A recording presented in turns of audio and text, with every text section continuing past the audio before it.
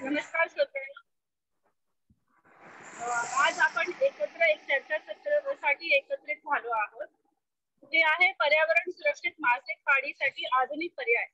अमॉक्स public awareness committee, Solapur obstetric society आणि Akluj obstetric सोसायटीचे संयुक्त विद्यमानाने हे चर्चासत्र तुमच्या समोर प्रस्तुत करत आहे. आता डॉक्टर गौरी कहाते मॅडम, जे सुप्रसिद्ध गायनेकोलॉजिस्ट आहे सोलापूर ऑब्स्टेटिक सोसायटीचे, हे पुढचे सूत्रसंचालन करतात. Over to you ma'am. नमस्कार. राज्यस्तरीय स्त्रीरोग प्रसूतीशास्त्र संघटना पब्लिक अवेअरनेस कमिटीची समन्वयक आणि सोलापूर स्त्रीरोग प्रसूतीशास्त्र संघटनेची सदस्य मी डॉक्टर गौरी कहाते. 28 मे हा मेन्स्ट्रुअल हायजीन डे म्हणजे जागतिक मासिक पाळी स्वच्छता दिवस म्हणून ओळखला जातो. याच अभियानांतर्गत आयोजित केलेल्या परिसंवादात मी आपल्या सर्वांचं स्वागत करते. आज आपल्याला या ठिकाणी 2 तज्ज्ञ लाभलेले आहेत. आपल्या सर्व शंकांचं निरसन या 2 तज्ज्ञ करणार आहेत. यामध्ये पहिले आहेत डॉक्टर वंदना गांधी मॅडम, ज्या सुप्रसिद्ध अकलूजच्या स्त्रीरोग आणि प्रसूतीशास्त्र तज्ज्ञ आहेत, आणि दुसरे आहेत राजसी कुलकर्णी दिवाकर मॅम. मॅडम नमस्कार. नमस्कार. वंदना गांधी मॅडमचा मी थोडक्यात परिचय करून देते. डॉक्टर वंदना गांधी मॅडम या सुप्रसिद्ध अकलूजच्या वितराग हॉस्पिटल येथे, जे त्यांचं स्वतःच आहे, त्या ठिकाणी 30 वर्ष कार्यरत आहेत. त्या अल्ट्रासोनोग्राफी आणि लॅप्रोस्कोपी मध्येही त्यांना विशेष रस आहे. अकॅडमिक्स बरोबरच सामाजिक भान राखून त्यांनी अनेक सामाजिक उपक्रम राबवलेले आहेत. त्यामध्ये मुलगी वाचवा मुलगी शिकवा आहे, त्यानंतर ॲनिमिया कॅम्पेन आहे, मुली वयात येताना PCOS, मेडिको लिगल अवेअरनेस, अशा अनेक उपक्रमांशी त्या जोडल्या गेलेल्या आहेत आणि अत्यंत समर्थकपणे त्यांनी ते उपक्रम राबवलेले आहेत. त्यांना अनेक पुरस्कार मिळालेले आहेत. त्यातले उल्लेखनीय म्हणजे डॉक्टर आनंदीबाई जोशी पुरस्कार, हिरकणी पुरस्कार आणि श्रीमती महाराष्ट्र पुरस्कार, अशा विविध पुरस्कारांनी त्यांना सन्मानित केलं गेले आहे. आपल्या दुसऱ्या तज्ज्ञ आहेत राजसी दिवाकर कुलकर्णी मॅडम. त्या मानव विकास अभ्यास आणि विकास मनोविज्ञान या विषयामध्ये पदव्युत्तर आहेत. त्या ग्रीन द रेड व पॅन इंडिया मोहिमेतील सदस्य आहेत. 2021 मध्ये त्यांनी ब्लीड रेड गो ग्रीनची स्थापना केली आणि पर्यावरण पूरक मासिक पाळीच्या साधनांच्या माहितीसाठी त्यांनी अनेक कार्यशाळा घेतल्या आणि अजूनही घेत आहेत. नमस्कार मॅडम. मी आपल्या दोघींचं अगदी मनापासून आमच्या सोसायटीतर्फे स्वागत करते. आपल्या यावर्षीच्या वर्ल्ड मेन्स्ट्रुअल डे ची थीम आहे की कुठलीही महिला अथवा मुलगी तिच्या पाळीच्या समस्यांमुळे तिच्या विकासापासून वंचित राहू नये, ही थीम आहे. जास्त वेळ न घालवता आपण परिसंवादाला आणि प्रेक्षकांचं जे शंका आहेत त्यांचं निरसन करून देऊ. मॅडम वंदना गांधी मॅडमना माझा पहिला प्रश्न आहे. मॅडम स्लाइड शेअर करते गौरी. ओके. आणि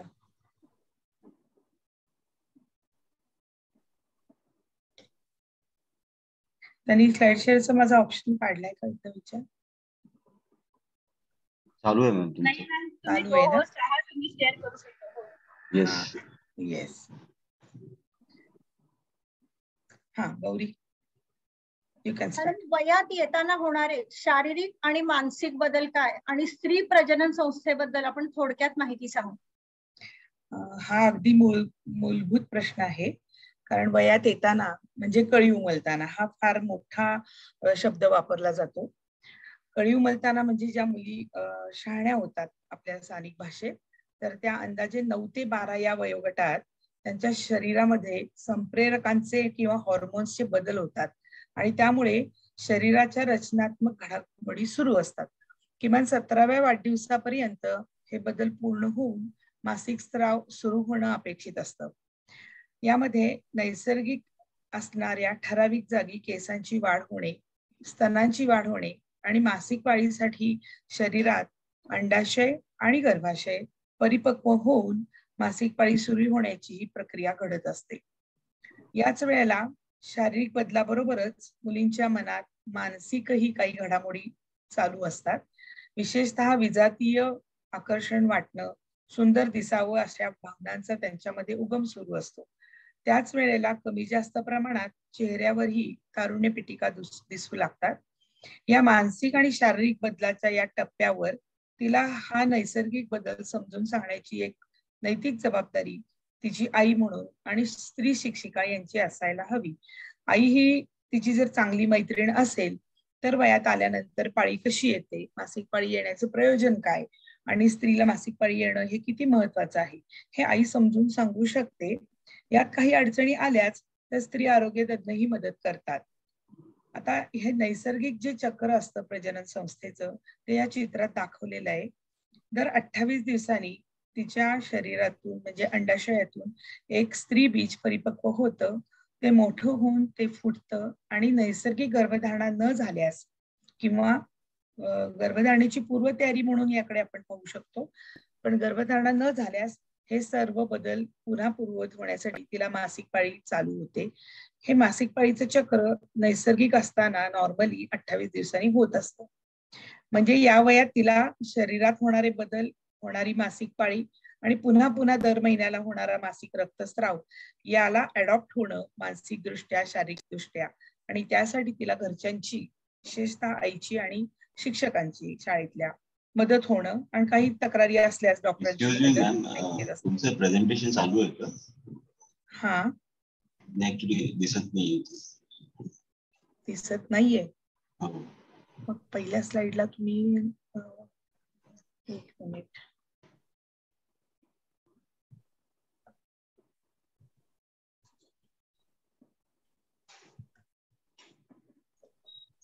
आता बघा,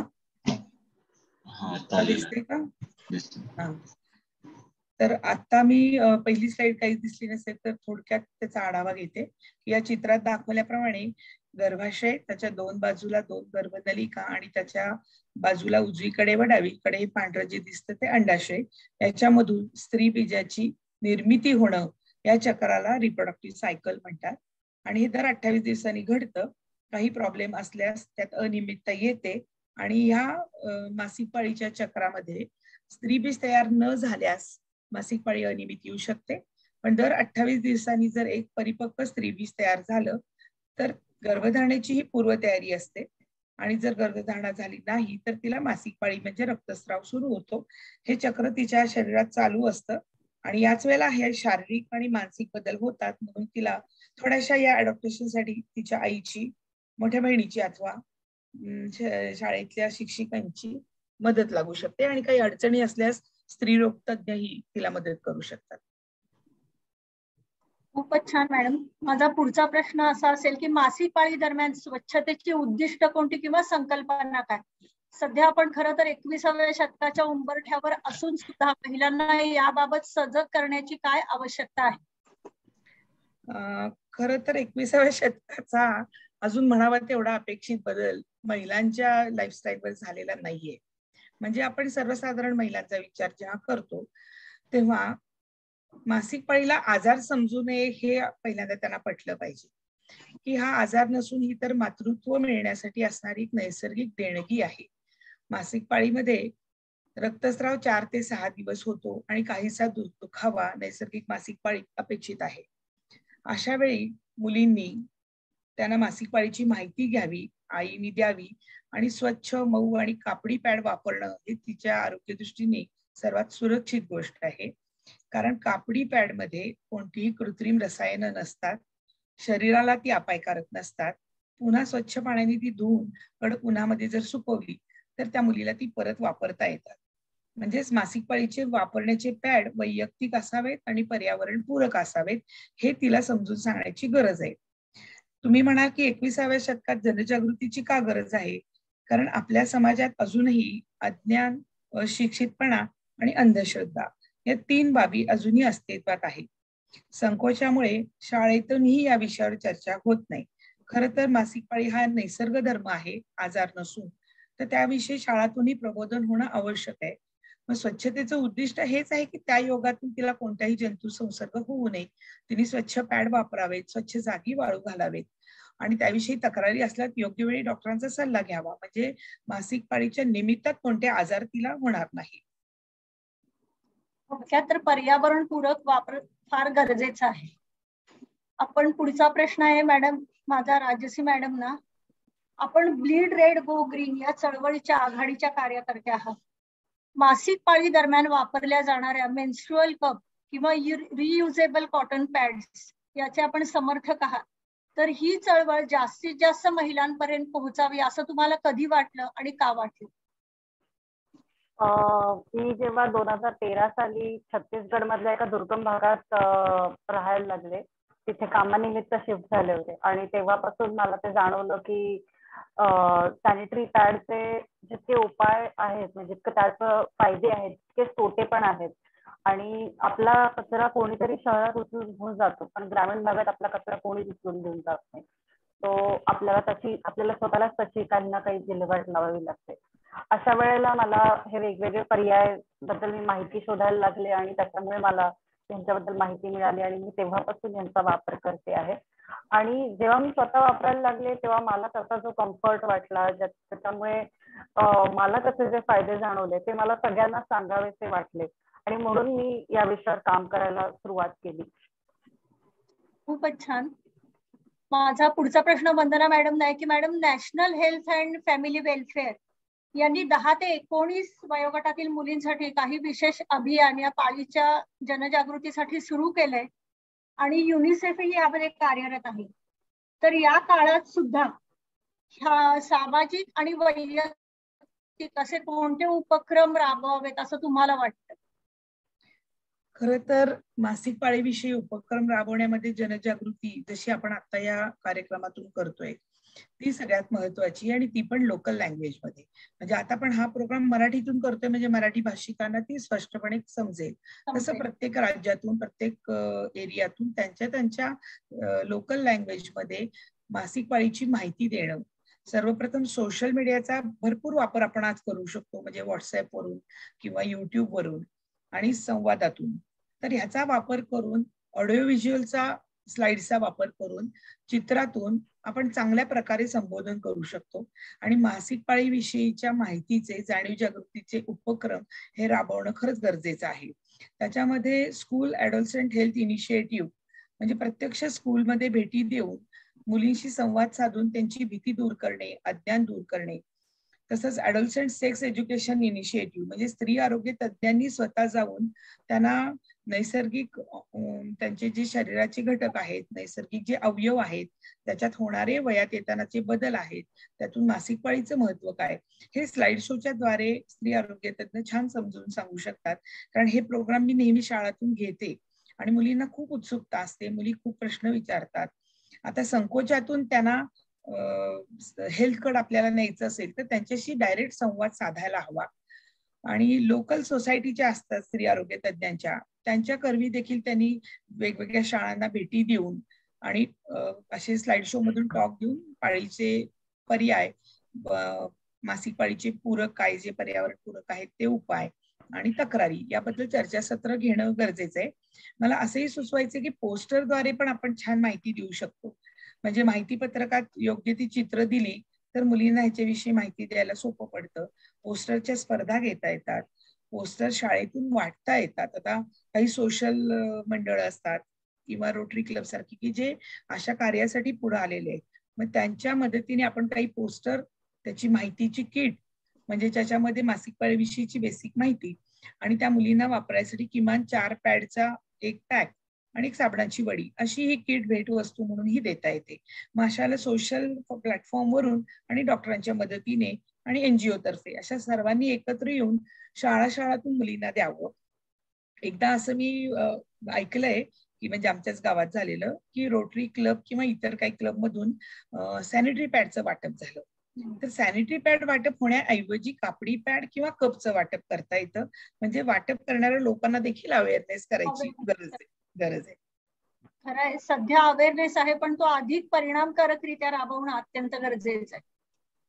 आपण बघतो मॅडम की खेडोपाड्यातील मुली असो, तळागाळातील महिला वर्ग असो, विशेषतः शारीरिक आणि मानसिक विकलांग महिला आणि मुली असो, अशा रीतीनं आपल्या इथं सार्वजनिक शौचालयाची सुद्धा दुरावस्था आपल्याला माहितीच आहे. तर अशा मुलींसाठी किंवा विशेष महिलांसाठी कोणत्या उपाययोजना कराव्यात? आता ह्या ज्या विशेष महिला आहेत म्हणजे मानसिक शारीरिक विकलांग आहेत त्या शाळात जातीलच असं पण नाहीये आणि त्यांच्यापर्यंत आपण जाऊन पोहोचलं पाहिजे. म्हणजे ज्यांना ही जनजागृती महत्वाची वाटते त्यांनी शाळातून किंवा शाळेतनं येणाऱ्या मुलींसाठी त्या खेड्यापाड्यातून काही संस्था असतात ज्या पेशंटसाठी, म्हणजे त्या मुलींचं नाव आहे बघ, किशोरवयीन मुलींना माहिती देणाऱ्या काही संस्था आहेत. तर ह्यासाठी त्यांच्या शाळेत किंवा त्यांच्या खेड्यात जाऊन तिथं पोहोचून त्यांना आपण माहिती देणं गरजेचं आहे. कारण या मानसिक किंवा शारीरिक विकलांग मुलींना स्वतःची स्वच्छता करणं अवघड असतं. मग त्यांना ती कशी करायची हे शिकवणं. काही काही वेळेला असंही डॉक्टर लोकांनी सुचवलेलं आहे किंवा मान्य आहे की काही खूप प्रमाणात शारीरिक विकलांग असेल तर सोशल रिझनसाठी त्यांना मासिक पाळी येऊ न देणं किंवा त्यांची गर्भपिशवी काढणं हेही कधी कधी लागू शकतं. कारण त्यांना स्वच्छता कळत नाही आणि त्यातून रोगराई उत्पन्न होण्यापेक्षा मासिक पाळीचा म्हणजे गर्भाशयाचा अवयव काढून त्यांना मासिक पाळीपासून मुक्ती देता येते. काही रेअर केसमध्ये हे गरज त्याची असू शकते. आणि ह्या सगळ्या उपाययोजनेमध्ये भर तर द्यावा लागेल की जनजागृती म्हणजे समाजाच्या संस्थेच्या विकासासाठी लागणारा हा महत्वाचा भाग आहे. दुर्दैव असं आहे की स्वयंपूर्तीने आणि आरोग्य पर्यावरणाचा विचार आपल्या समाजात केला जात नाही. म्हणजे म्हणून दुसऱ्यांना जनजागृती करावी लागते, पण ही गंभीरतेने घेण्याची वस्तुस्थिती आहे. विशेषतः अंधश्रद्धा ही खूप आहेत आपल्या समाजामध्ये. म्हणजे जिथं विशेषतः शिकलेले लोक नसतात ते मासिक पाळीकडे कोणत्या दृष्टीने बघतात. फक्त शिवाशिव पाळणं, तिला मंदिरात किंवा सामाजिक कार्यक्रमात भाग घेऊ न देणं, तिला देवाच्या काही विधी करू न देणं, अशाच दृष्टीने मासिक पाळीला दुय्यम दृष्टीने पाहिलं जातं. त्याच्या ऐवजी ही अंधश्रद्धा काढून स्वच्छता, आरोग्य आणि पर्यावरणाचं हित लक्षात ठेवून त्या मासिक पाळीविषयी सायंटिफिक माहिती त्यांना दिली गेली जावी. आणि सामाजिक कलंक किंवा सामाजिक बहिष्कार हा दृष्टिकोनही बदलण्याची गरज आहे. कारण मासिक पाळी म्हणजे काहीतरी अशुद्ध किंवा पाप असं समजून त्या स्त्रीवर जी सामाजिक कार्यक्रमात बंदी घातली जाते त्यापासून तिला आता 21व्या शतकात आपण बाहेर काढलं पाहिजे. आणि हा समजून सांगण्यानी चर्चेने होणारा बदल आहे तो हळूहळू होईल अशी आपण आशा ठेवूया. बरोबर आहे. सोहळ्यापेक्षा सजगता महत्वाची आहे. आता माझा पुढचा प्रश्न आहे राजश्री मॅडमना. मॅडम, मेन्स्ट्रुअल कपची निवड कशी करावी? ओके, त्याच्या आधी मी थोडंसं बॅकग्राऊंड सांगू इच्छिते की मेन्स्ट्रुअल कप का वापरला पाहिजे. मगाशी बोलता बोलता मॅडम स्लाइड नाही दाखवल्या तरी चालतील, मी जस्ट बोलते. तू बोल. माझं ना त्या स्लाइड्सने कन्फ्युजन होत आहे थोडंसं. ओके. कारण त्या मी खूप लास्ट मिनिट पाहिल्यात, तर मी बोलते. तुम्ही जस्ट जी तुमची स्लाइड आता असेल ती ठेवा, मागचे राहू द्या. हा, सो मेन्स्ट्रुअल कपचं जे आहे म्हणजे खूप लोकांना असं वाटतं की हे काहीतरी नवीन आहे आणि खूप ट्रेंडिंग प्रकार आहे हा. पण ऍक्च्युली तसं पाहिलं तर मेन्स्ट्रुअल कप हे काही ट्रेंडिंग आत्ता झालेत कारण सोशल मीडियावर बायका बोलत आहेत त्याच्याबद्दल. पण ऍक्च्युली त्याची सुरुवात झाली ती 1930 साली जेव्हा पहिल्यांदा मेन्स्ट्रुअल कप बनला होता. आणि ते गेल्या काही वर्षात खूपच म्हणजे लोक वापरायला लागले, त्याच्याबद्दल बोलायला लागले. तर हा वापरायचे मागची कारणं बरीच असतात वेगवेगळ्या लोकांची. कोणाला कम्फर्ट महत्वाचा वाटत असतो त्याचा, कोणाला असं वाटतं की वापरायला खूप सोपं आहे.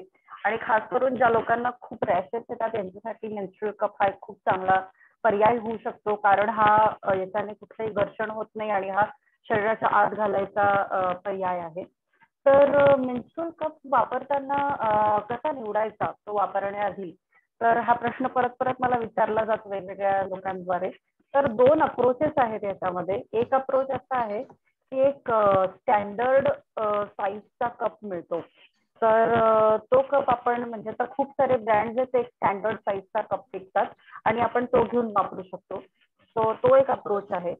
आणि दुसरा एक अप्रोच आहे ते म्हणजे की हे आपलं युटेरस मॉडेल आहे, हा आपला योनी मार्ग आहे. तर आपला ज्या दिवशी पिरियड सुरू झालं आहे त्या दिवशी आपण आपलं पहिलं बोट जे आहे हे इन्सर्ट करून बघू शकतो आणि ठरवू शकतो की ते केवढं आत जातंय. ते पूर्ण आत जात असेल तर आपण मोठा कप एक घेऊ शकतो. जर ते अर्धच आत जात असेल, 2च पेरं फक्त जात असतील तर मग तुम्हाला मीडियम साईजचा कप चालेल. आणि जर अगदी एकच पेर जात असेल तर मग तुम्हाला स्मॉल साईजचा घ्यावा लागेल. तर असे 2 प्रकारचे आहेत. पण माझा जो अनुभव गेल्या कित्येक वर्षातला की साधारणपणे आपली जर वाढ झालेली असेल म्हणजे साधारण एक 20ली मुलगी असेल तेपर्यंत एक 40-50 वर्षापर्यंतची बाई, यांना साधारण स्टँडर्ड साईज किंवा मीडियम साईज कप जो आहे हा सर्वात सोपा ऑप्शन आहे. आणि तुम्हाला जर वाटलं त्याच्यानंतर की मला मोठ्या कपॅसिटीचं काहीतरी हवंय तर तुम्ही लार्ज कप मध्ये, पण मला असं वाटतं की त्याच्या आधी तुम्ही स्टँडर्ड साईज वापरून बघावा. जनरली तो सगळ्यांना सूट होतो. आणि जर तुम्हाला वाटलं की जास्त कॅपॅसिटीचं काहीतरी हवं असेल मला, तर मग तुम्ही एक मोठा कप नंतर घेऊ शकता. मुलींमध्ये किंवा अविवाहित स्त्रियांमध्ये हा वापरता येतो का आणि कसा इन्सर्ट करायचा हे एकदा टेक्निक दाखवतो? हो, नक्की नक्की. सो मेन्स्ट्रुअल कप अविवाहित मुली पण वापरू शकतात. मी स्वतः अविवाहित होते वापरायला लागण्याआधी, आणि त्याच्यामध्ये काही प्रॉब्लेम नाहीये. एकदा जर आपली मेन ह्याच्यासाठी लागतो तो म्हणजे की कॉन्फिडन्स वापरायचा. आपली जर तयारी असेल नवीन काहीतरी ट्राय करून बघायची, तर आपल्याला नका पण कोणीही, म्हणजे मी कित्येक 13-14 वर्षाच्या मुलींना पण भेटली ज्या मेन्स्ट्रुअल कप वापरतात, आणि त्यांच्यासाठी वेगळे कप पण येतात. तुम्ही आपण ते पण ट्राय करू शकतो. काही काही ब्रँडचे आहेत छोटे कप. तर इन्सर्शनचा मी प्रकार दाखवते. याच्यामध्ये कप आधी फोल्ड करावा लागतो आपल्या योनी मार्गात घालण्यासाठी. तर हा एक प्रकारचा फोल्ड आहे, ह्याला यू फोल्ड म्हणतात किंवा सी पण म्हणतात काही लोक. तर हा फोल्ड एक आहे. मग एक अजून एक आहे फोल्ड, तो आहे पंच डाऊन. असं दाबून त्याला, हा एकदम ह्याचं जे डायमीटर आहे हे एकदम छोटं निमुळतं होऊन जातं. तर हे असं आपण फोल्ड जर केलं, त्याच्यानंतर जे आहे आपला योनी मार्ग जो आहे हा थोडासा तिरका असतो. तर खूपदा बायकांना वाटतं आपला सरळ योनी मार्ग आहे आणि त्या कप सरळ घालायचा प्रयत्न करतात, आणि त्यामुळे त्या सक्सेसफुल होत नाहीत वापरण्यामध्ये. एकदा आपल्याला कळलं की तो योनी मार्ग असा थोडा तिरका आहे आणि तो आपण जर घालायला, आणि तसा जर आपण आपला कप आत घातला तर कप आपोआप आतमध्ये जाऊन ओपन होतो पूर्णपणे आणि तो आपलं काम करतो. थँक्यू. प्रत्येक वेळी निर्जंतुक करायचा का महिन्यातून एकदा निर्जंतुक करून आपण त्या पाऊच मध्ये ठेवून द्यायचा, का प्रत्येक वेळी रिइन्सर्शन करताना तो निर्जंतुक करणं आवश्यक आहे? मला वाटतं महिन्यात एकदा, म्हणजे आपल्या पिरियडच्या आधी निर्जंतुक केला तेवढा पुरेसा आहे. दरवेळेस वापरानंतर करायची आवश्यकता नाहीये. माझा पुढचा प्रश्न वंदना गांधी मॅडमना आहे. मॅडम, मासिक पाळी दरम्यान होणारा त्रास किंवा त्यावरील उपाय थोडक्यात सांगा. सामान्यतः मासिक पाळी दरम्यान 3 तक्रारी आपल्याला दिसून येतात, जी अगदी कॉमनली दिसतात. अशा की त्याच्यामध्ये मुलींच्या आईची किंवा मुलींची तक्रार असते, माझी मासिक पाळी नियमित नाहीये, म्हणजे ती महिन्याला येत नाही. दुसरी तक्रार असते वेदना होतात, आणि तिसरी तक्रार असते खूप रक्तस्राव होतो. आता मासिक पाळीची अनियमितता म्हणजे ती वयानुसार बदलतही राहते. ज्या वयात येणाऱ्या मुली असतात, अगदी आता अलीकडे 9 वर्षात 10 वर्षात सुद्धा पाळी येते, पण शक्यतो ती 12 ते 14 मध्ये येत असते आणि 17व्या वर्षापर्यंत तिची मासिक पाळी आलीच पाहिजे. जर 17व्या वर्षापर्यंत मासिक पाळी नाही आली तर मात्र काही अडचण आहे का हे डॉक्टरांच्या सल्ल्यानुसार तपासून पाहायला हवं. सुरुवातीच्या वयात जेव्हा प्युबर्टी म्हणतो आपण, की वयात येताना मासिक पाळी नियमित महिन्याला नसते, कारण त्या मासिक पाळीचे हॉर्मोन लेवल सगळ्या सेट होत असतात. त्याला HPO ऍक्सिस मॅच्युरिटी म्हणतात. त्यामुळे सुरुवातीला जरी अनियमित असली तरी 1 ते 2 वर्षात मासिक पाळी 28 ते 30 दिवसांनी येते. म्हणजे साधारणतः 28 ते 30-35 दिवसापर्यंतची मासिक पाळी आपण नियमित धरतो. पण जर 1.5-1.5, 2-2 महिने किंवा 3-3, 4-4 महिने मासिक पाळी येत नसेल तर मग मात्र तिला हॉर्मोन इम्बॅलन्स किंवा PCOS किंवा दुसरी काही तक्रारी असू शकतात, जशा थायरॉइडच्या किंवा प्रोलॅक्टिनच्या. या हॉर्मोनच्या असंतुलनामुळं मासिक पाळी इरेग्युलर होत असेल तर स्त्रीरोग तज्ञांना दाखवून काही तपासण्या करणे, त्यांचा सल्ला घेणे हे आवश्यक असतं. आणि किरकोळ त्रास असेल तर मासिक पाळीसाठी कमी डोसच्या हॉर्मोनयुक्त गोळ्या देऊन मासिक पाळी नियमित करता येते. त्यामुळे अनियमित मासिक पाळी ही फार अनियमित असल्यास डॉक्टरांच्या सल्ल्याची गरज आहे. दुसरी तक्रार असते की मासिक पाळीत मुलींना वेदना होतात. आता कसं आहे, वेदना ह्या किरकोळ वेदना होत असतात. जर ते सुसह्य असतील तर त्यासाठी डॉक्टरांकडे जाण्याची गरज नसते. परंतु काही मुलींना वेदना असह्य होतात, त्यामुळे शाळा बुडवतात किंवा त्या रडतात, मासिक पाळीत पुढे भाग घेत नाहीत, नुसत्या झोपून राहतात. असं जर सिरियस वेदना असेल तिला सहन न होणारी, तर मग मात्र काही ठराविक वेदनाशामक गोळ्या पहिल्या 3 दिवसात देण्याने तिची मासिक पाळी सुसह्य होऊ शकते आणि त्यासही डॉक्टरी सल्ल्याची गरज लागते. आणि तिसरी तक्रार असते की रक्तस्राव अति होतो. काही मुलींना पाळीमध्ये रक्तस्रावही अति होतो आणि वेदनाही अति होतात. तर अति रक्तस्रावाचा धोका असतो की या मुलींचं वाढतं वय असल्यामुळं अजून आहारावरही त्यांची तेवढी सिरियसपणा त्यांचा नसतो आणि अति रक्तस्रावामुळं त्यांचं हिमोग्लोबिन कमी होतं आणि वाढत्या वयाबरोबर त्यांना रक्तक्षय किंवा हिमोग्लोबिन कमी असण्याचा जो आजार आहे तोही वाढत राहतो. आणि जेव्हा वयात मुली येतात, जेव्हा लग्नाचं वय येतं, तेव्हा त्यांच्या अंगातलं रक्त खूप कमी असतं. म्हणून जर रक्तस्राव अति होत असेल तर त्यासाठी आईनी, घरच्या माणसांनी आणि त्या मुलीने त्याची दखल घेऊन तज्ञांचा सल्ला घ्यावा. कधी कधी सोनोग्राफी करून त्याची कारण मीमांसाही करायला हवी आणि या तिन्ही तक्रारींची आपण काही ठराविक गोळ्यांनी तक्रारींचं निवारण करू शकतो. शारीरिक त्रासाबरोबरच बऱ्याचदा मेंटल हायजीन ही तेवढंच आपल्याला इम्पॉर्टंट आहे, कारण त्यामध्ये मानसिक बदल खूप होत असतात. आपण सध्या बघतो की सध्या ह्या पिढीला पूर्वीच्या पिढींपेक्षा आव्हानं खूप आहे. जे सोशल मीडियाचं आहे, सध्या 2-2.5 वर्ष कोविड मध्ये गेली, त्यामुळे त्यांचं सगळं स्टडी वगैरे सगळं ऑनलाईन होतं. तर अशामुळं बऱ्याच मुलांमध्ये चिडचिडपणा वाढतो आणि मेंटली थोडी डिस्टर्ब असतात. तर अशा वेळेला मेंटल हायजीन सुद्धा कसं जपावं आणि त्यालाच संलग्न म्हणजे बैठ्या कामामुळे सुद्धा आता जवळजवळ PCOS सुद्धा प्रमाण जवळजवळ 22% आलेलं आहे. तर त्या संदर्भात आहार विहार व्यायाम आणि याविषयी थोडी माहिती आणि आपण शारीरिक स्वच्छता जी करतो त्यामध्ये सध्या V-वॉशचा सल्ला सुद्धा बऱ्याच मुलींना वापरताना देतो. तर या संदर्भात थोडक्यात माहिती आपण सांगितली तर बरं होईल. आपलं म्हणणं अगदी बरोबर आहे की या कोविडच्या 2 वर्षाच्या काळामध्ये ह्या वयात येणाऱ्या मुलींमध्ये, मुलांमध्ये, सर्वच या ऍडॉलसंट ग्रुपमध्ये खूप घडामोडी झालेल्या आहेत कमी वेळात. शरीराची, रोगाची भीती आणि त्याचबरोबर त्यांचं सोशल लाईफ बदललंय. म्हणजे शाळा, कॉलेज बंद असणं, एकत्र पिअर ग्रुप न भेटणं आणि त्यामुळं आणि ऑनलाईनचा पर्याय असल्यामुळं ही पिढी विशेषतः मोबाईलवर किंवा लॅपटॉपवर ऑनलाईन जास्ती असते. ऑनलाईन राहण्यामुळं काय होतं, त्यांना बॅकलाईट मिळते मोबाईलच्या स्क्रीन मधून किंवा लॅपटॉपच्या स्क्रीन मधून. त्यामुळे त्यांचं मेलाटोनिन सिक्रेशन होत नाही, म्हणजे मेंदूला कन्फ्युजन होतं. ज्यामुळे आपल्याला झोप येत असते मेलाटोनिनचं, ते मेलाटोनिन सिक्रेट होत नाही. मेंदूला असं वाटतं की अजून उजेड आहे म्हणजे दिवस आहे आणि म्हणून त्यांची नैसर्गिक झोपही लांबली जाते आणि त्यात ते जागरणही करतात. कारण त्यांच्या हातात एक महत्वाचं खेळणं मिळालेलं आहे ऑनलाईन राहणं हे. आणि त्यामुळे त्यांची झोपमोडी खूप झालेली आहे आणि झोपमोड झालेल्या व्यक्तीला चिडचिड होणं हे नैसर्गिक आहे.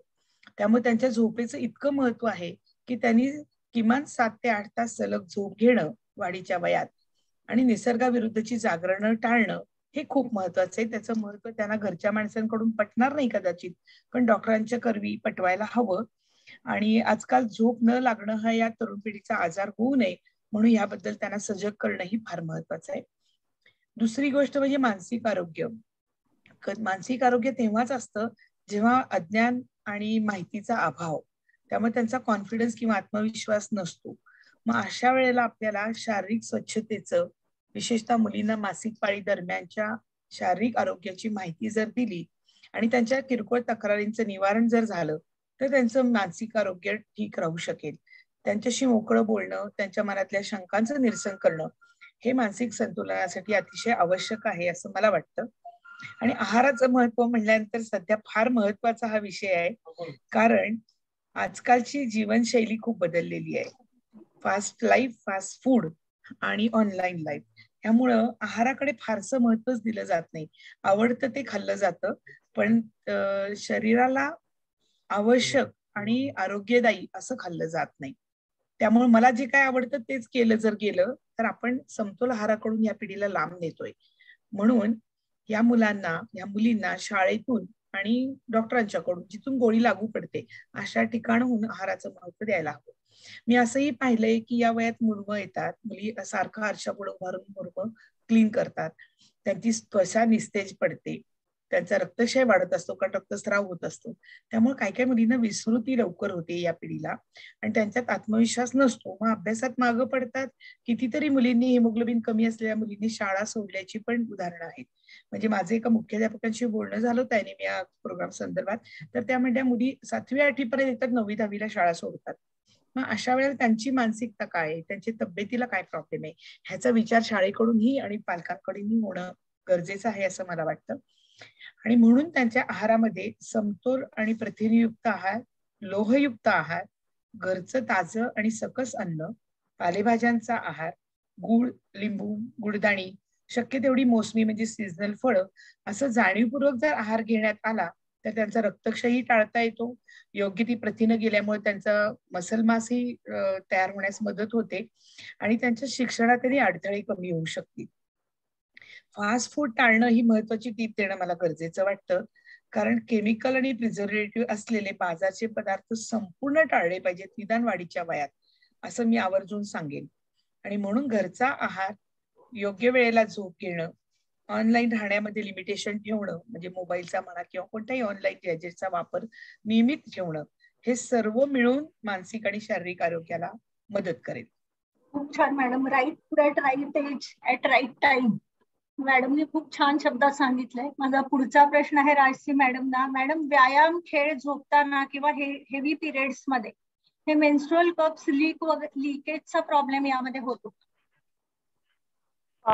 ऍक्च्युली काही जणांसाठी लीक होऊ शकतं ते, पण एक उपाय आम्ही शोधून काढला त्याच्यावर, हा वापरण्यातूनच लक्षात आलाय. तो म्हणजे की समजा आपण व्यायामाला सुरुवात करणार आहोत, तर आम्ही जनरली सजेस्ट करतो की व्यायाम सुरू करण्याआधी जर तुमचा कप भरलेला असेल तर तो रिकामा करून घ्यावा एकदा आणि मग तो पुन्हा इन्सर्ट करावा, जेणेकरून कप लिकेजचं जे चान्स असतो तो अजूनच कमी होऊन जातो.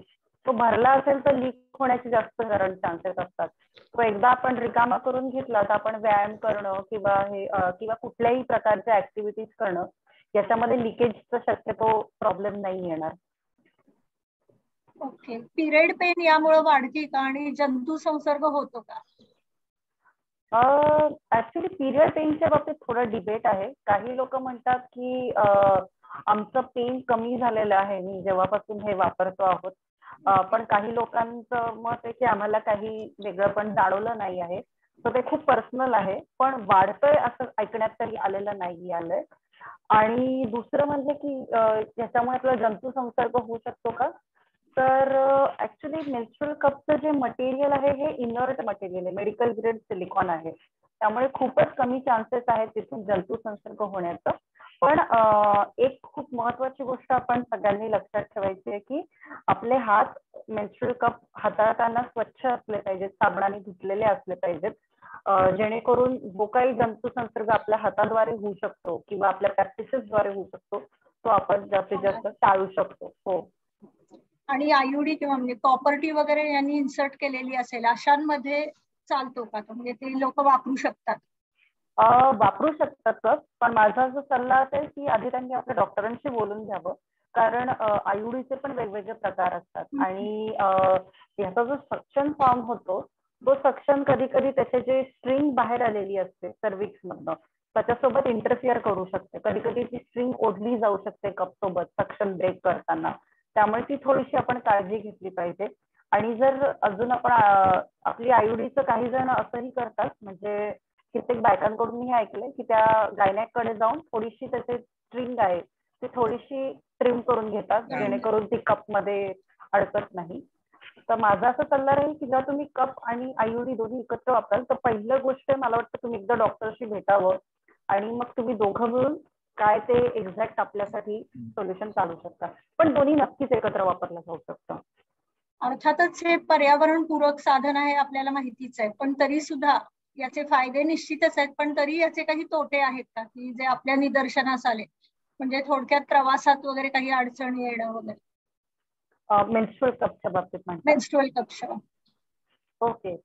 सो एक याची अडचण अशी होऊ शकते की आता समजा आपण कप खूप वेळ वापरला आहे आणि आपण प्रवासात आहोत, आपल्याला खूप वेळ टॉयलेटला जायला नाही मिळत आहे, तर कप लीक होऊ शकतो. जर तो 6-7 तास 8 तास असेल आणि तुमचा हेवी डे असेल, म्हणजे पहिला दुसरा दिवस असेल जेव्हा जास्त त्रास असतो, तर त्यावेळेला थोडी अशी अडचण येऊ शकते. त्यामुळे आम्ही सजेस्ट करतो की जर तुम्ही प्रवासात असाल तर सरळ एक बॅकअप तुम्ही कापडाचं पॅड ठेवू शकता किंवा डिस्पोजेबल, म्हणजे तुम्ही नसालच वापरत कापडी पॅड तर डिस्पोजेबल तुम्ही तात्पुरतं वापरलं तर ते पण चालू शकतं. ते आपण ऍज अ बॅकअप म्हणून ठेवू शकतो. आणि अजूनही त्याचं हे होऊ शकतं की जर पाणी आपल्याकडे स्वच्छ नसेल तर त्याच्यावर पण आम्ही पर्याय असा शोधून काढलाय की जर तुमच्या टॉयलेटमध्ये पाणी नसेल प्रवास करताना वगैरे तर आपण आपल्याजवळ एक पाण्याची बॉटल ठेवू शकतो, जेणेकरून आपण कप धुवून परत वापरू शकतो. सो असे छोटे छोटे काही अडचणी येऊ शकतात, पण माझा असा पर्सनल अनुभव आहे आणि खूप बायकांचा पण मत आहे की जरा 2-3 महिन्यात आपण त्याला युज टू होऊन जातो. आपल्याला लक्षात येतं की आपण काय काय म्हणजे लक्षात ठेवलं पाहिजे, कसं त्याचा हे केलं पाहिजे, प्लॅनिंग आपल्याला लक्षात येतं. ओके. शेवटचा प्रश्न माझा वंदना मॅडम आहे की परिवारातील सदस्यांचं सहकार्य, आता वर्किंग वुमन खूप वाढलेले आहेत, त्या ठिकाणी होणारा बऱ्याचदा त्रास, सहकार्यांचं सहकार्य न लाभणं, अशा सुद्धा काही गोष्टी असतात. शाळा कॉलेजेसमध्ये दोन्ही जेंडर्सना म्हणजे समजावून सांगणं, मुलांमध्ये सुद्धा तेवढीच सजगता निर्माण करणं, या सगळ्या आव्हानांना कसं तोंड द्यावं? परिवारात सांगू शकतो आपण की एखाद्या मुलीला, एखाद्या स्त्रीला मासिक पाळी आहे आणि त्यांच्याकडून सहकार्य अपेक्षित आहे, कारण ती त्यांच्या परिवाराचा घटक आहे. तिला त्रास होऊ शकतो शारीरिक, तिला विश्रांतीची गरज असते. पण कामावरील सहकारी वर्ग जो असतो त्यांना समाजामध्ये आपण पकडलं पाहिजे आणि त्यांचा अवेअरनेस होणं की स्त्रीची ही नाजूक अवस्था असेल तरीही ती काम करते, तरीही ती समाजाचा भार उचलते, शाळा कॉलेजमध्ये जाते, शिक्षण घेते. अशा वेळेला तिला सहकार्य म्हणजे तिची काही वैयक्तिक अडचणी असतील तर तिला आपण तिच्याशी कळसी दाखवणं गरजेचं आहे. आणि तिच्या मासिक पाळीविषयीची माहिती जर पुरुषांनी घेतली, कारण त्यांनाही बहीण असते, आई असते, त्या सहकार्याला सुद्धा ते ऑफिसेसमध्ये वगैरे समजून घेऊ शकतात. म्हणजे ह्याच्यासाठी आपल्याला अवेअरनेस क्रिएट करण्याचीच गरज जास्ती आहे. आणि सोवळं नको, स्वच्छता हवी, कुजबुज नको, सजगता हवी, ही मानसिकता आता निर्माण व्हायला हवी. कारण मासिक पाळीविषयी कसं आहे, संकोचामुळे चर्चाच होत नाही. मग मुलींच्या वयातच आपण तो संकोच दूर करणं, शाळातून, मुलींच्या गटातून चर्चा होऊन हेल्दी रूप देणं त्याला, की ही सायंटिफिक घटना आहे आणि शरीराचा एक पार्ट आहे. जसं शरीराला नाक, तोंड, डोळे, अवयव आपण जसं जेवण करतो, अन्न पचवतो, तसंच मासिक पाळी येणं हा स्त्री जीवनाचा अविभाज्य आणि नैसर्गिक कार्य आहे. त्याच्यामुळेच तिला मातृत्व येतं. उलट मासिक पाळी नाही आली तर तिच्या मातृत्वावर शंका घेतली जाते किंवा अडचण येते. म्हणून हा निसर्गाचा भाग आपण फार आनंदाने स्वीकारायला हवा.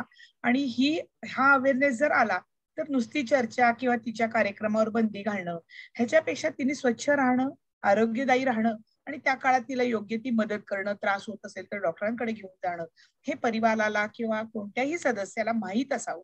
म्हणजे जनरल पब्लिकलाही माहिती असावी, तो परिवारात असू दे किंवा ऑफिसमध्ये असू दे.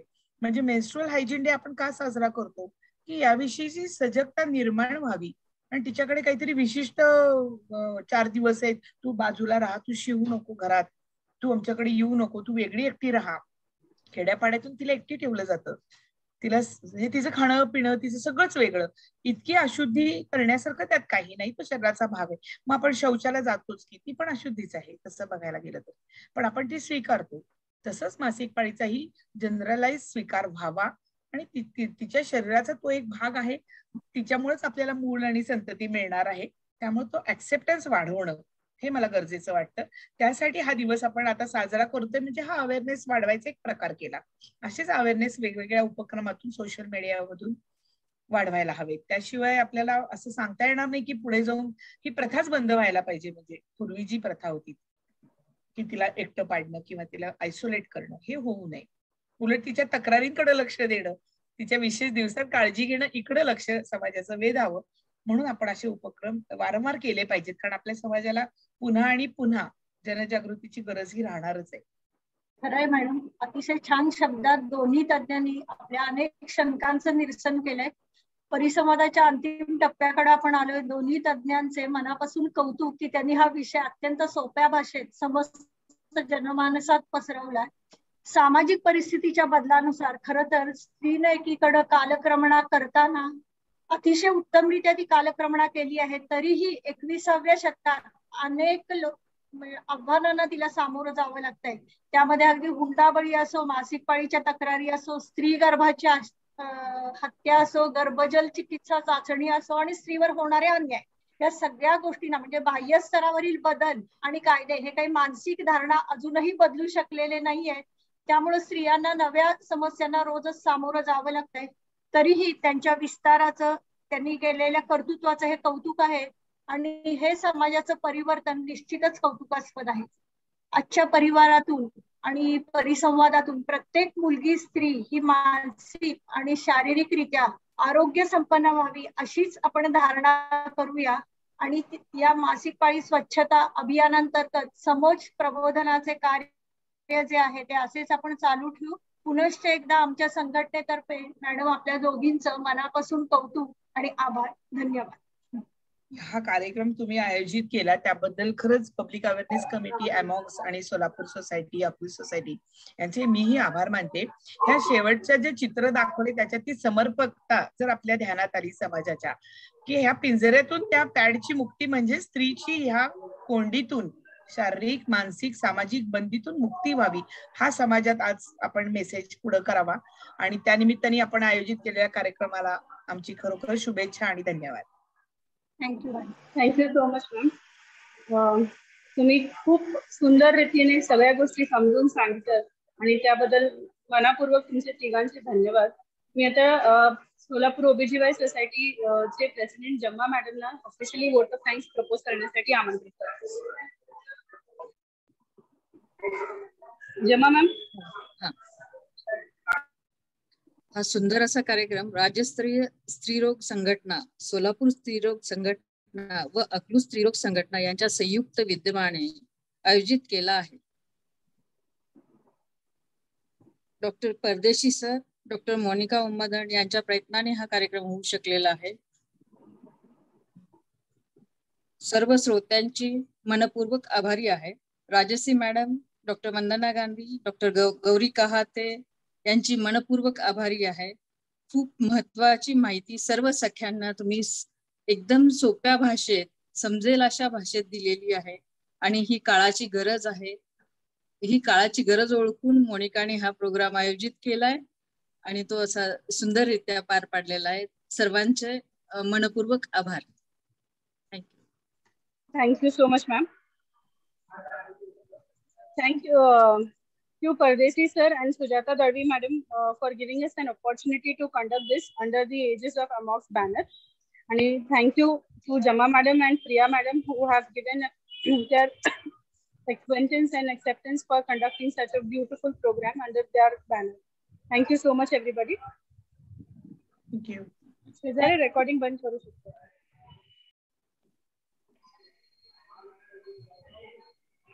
Recording off करा.